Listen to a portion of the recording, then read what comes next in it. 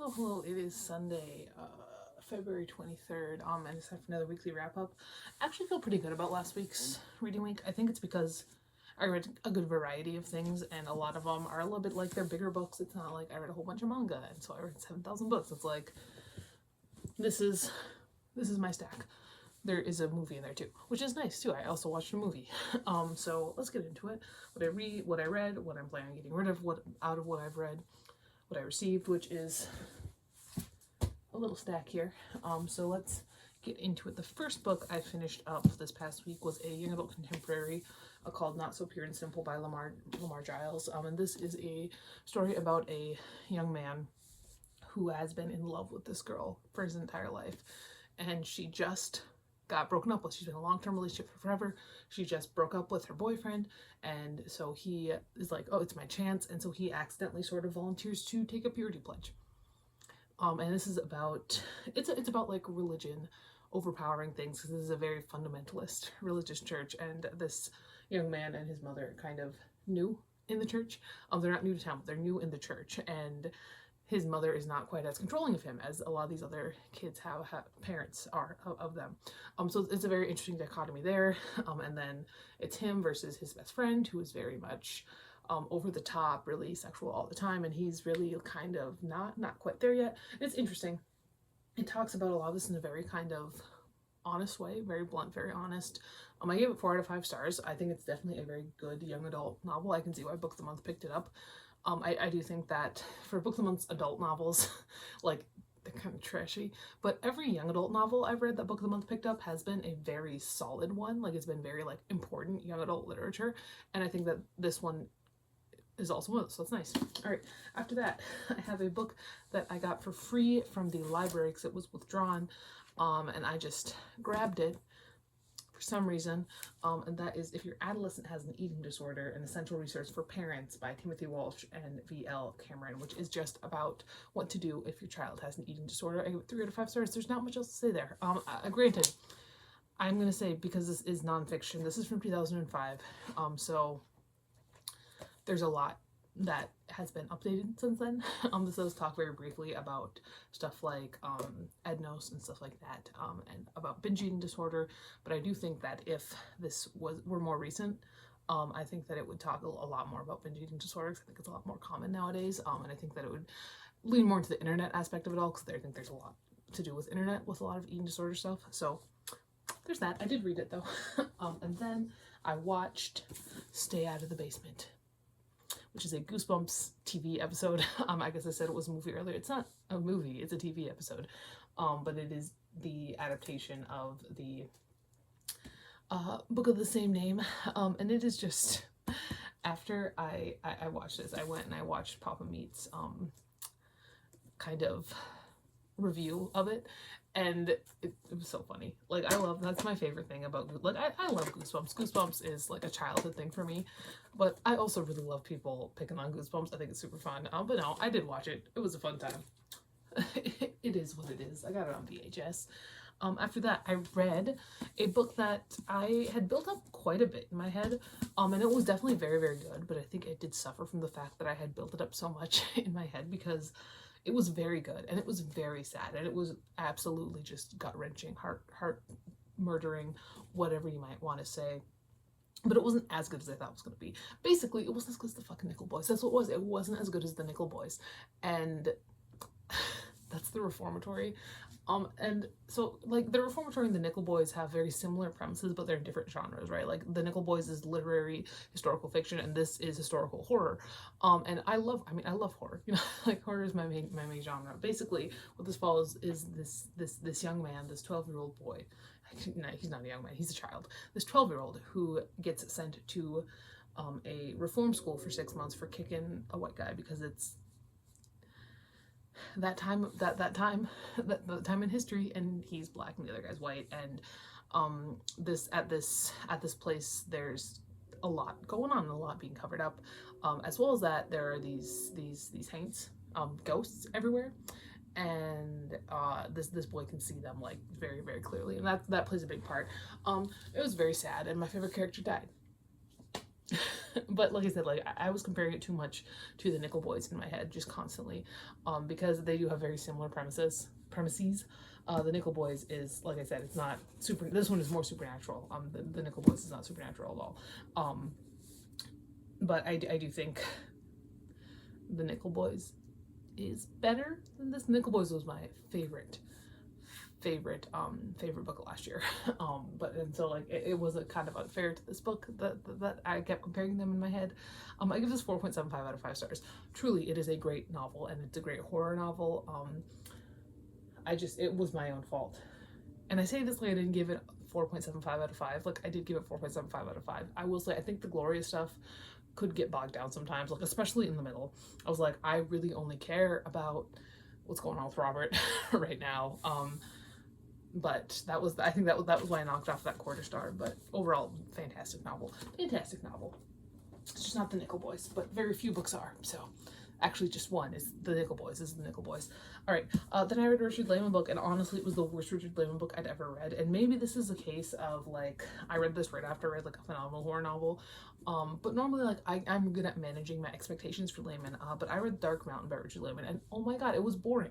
And I don't think I've ever said that about Richard Laymon book before, ever. Like, they're offensive and gross and weird and creepy and completely nonsensical, but I don't think I've ever said they were boring, and this one was boring. Basically, this one follows this old witch who lives in the woods and her large son who likes to prey on female campers. And then we also follow these two families that decide to go camping, and the large son assaults one of the women, and then they kill the large son, and then the witch puts a curse on them, and it shouldn't have been boring, but it was. I gave it 1.5 out of 5 stars. I have never given a Richard Laymon book that low a rating. Like, Richard Laymon is not a good author. Like, don't get me wrong. He's not talented.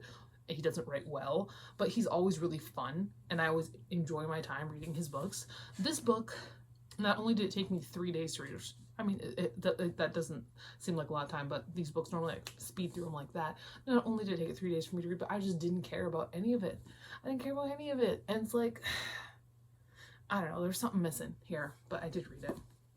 All right. Okay, then I read another weird nonfiction book. I just read these weird nonfiction books on weird topics. I read this one on my Kindle, that is Emotional and Sexual Intimacy in Marriage by Ashley Cousy. I gave it 2 out of 5 stars, nothing to say about it. I don't know why I read it. It was on my Kindle, that's why I read it, I guess. Probably what it was a free Kindle book or something, or I don't know, I just hit download on, I'm not sure. All right, after that, I read The Flowers of Evil Volume 3 by Shuzo Oshimi, and this, I think, is my favorite volume of the series so far. I really, really enjoyed it. This series follows this creepy little man, this creepy little boy. He's like a middle schooler, I don't know how old he's supposed to be, like 14, and he has a crush on this girl, and in the first volume, he steals her gym clothes. And a different girl watches him do this, and so this other girl is also a creep, and she's like, we're both creeps, we can be best friends. And the boy's like, I don't want this, but you also have some dirt on me. And in this one, I feel like everything really comes to a head in a way that I was not expecting to happen in volume 3. I was expecting it to happen in maybe volume 7 or 8, because this is an 11 volume series, and it's like we had our big conflict right now, which makes me really curious as to how and where the rest of the series is going to go, because like we had our confrontation. Like, I thought he was going to try and keep it a secret from this girl for longer and longer and longer, but now like she knows, because this is the girl that he likes, and now she knows. It's so interesting. I give it 4 out of 5 stars. Like I said, I think it's my favorite volume of the series. As of right now, I'm currently reading 3 manga series by Oshimi. I'm reading Blood on the Tracks, I'm reading Flowers of Evil, and I'm reading Happiness. And as of right now, Flowers of Evil is by far my favorite. So there's that. These are what I read last week. So this is what I read. In terms of what I'm keeping and what I'm getting rid of, I'm gonna get rid of this one. I'm keeping this because it's a movie. I'm gonna get rid of this one just because I think I know of I know of a place where it will serve people better than it will serve me sitting on my shelves. And I didn't like it enough to put it on my shelves anyway. I'm gonna keep this one just because I'm kind of a completionist, and I am keeping this one. So in terms of what I received last week. I have a handful here. First up, I have a couple of manga. I have His Favorite Volume 12. I almost have this entire series collected. I think there are only 13 volumes. I've read 1 through 10, I want to say. So I haven't read Volume 11 yet. But this is very funny. It's like a parody BL series. It's kind of like Nozaki, but BL, which is fun. I also, speaking of BL, but this one is not a parody. This one is dead serious, and it's so bad. That's Volume 6 of Cast Heaven. I have read through Volume 3. I have, you know, the other ones here. I just ended up picking this one up. I would not recommend this series. I would not.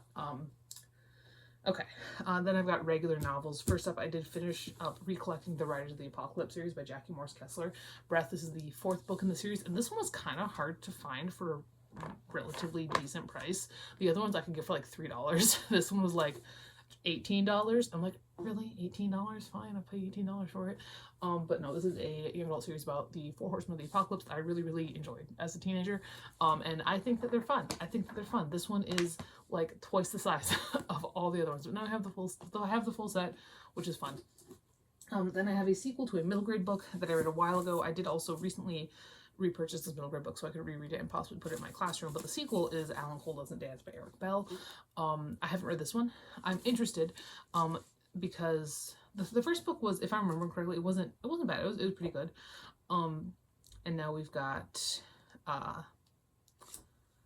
new issues coming up for Alan Cole. In the first book, it was more family focused with all of his issues. In this one, it seems to be more like school issues, which should be interesting. All right, and then I did go to Barnes & Noble yesterday, and I bought 2 books. I only bought 2 books at Barnes & Noble yesterday. The first one I bought, which is actually on the 50% off table, is These Violent Delights by Micah Nemerever. That's a name. And this is like a dark academia. I've seen it around a lot, and it is, honestly, it is always in my Amazon recommended buy thing. Like, they're always telling me to buy These Violent Delights. I don't know, it's kind of dark academia, maybe kind of gay, I don't know really what it's about. Ooh. Okay, fun. We got obsession and violence and friendship spirals into all-consuming intimacy. That should be a fun time. Look at that. Oh man, the author is such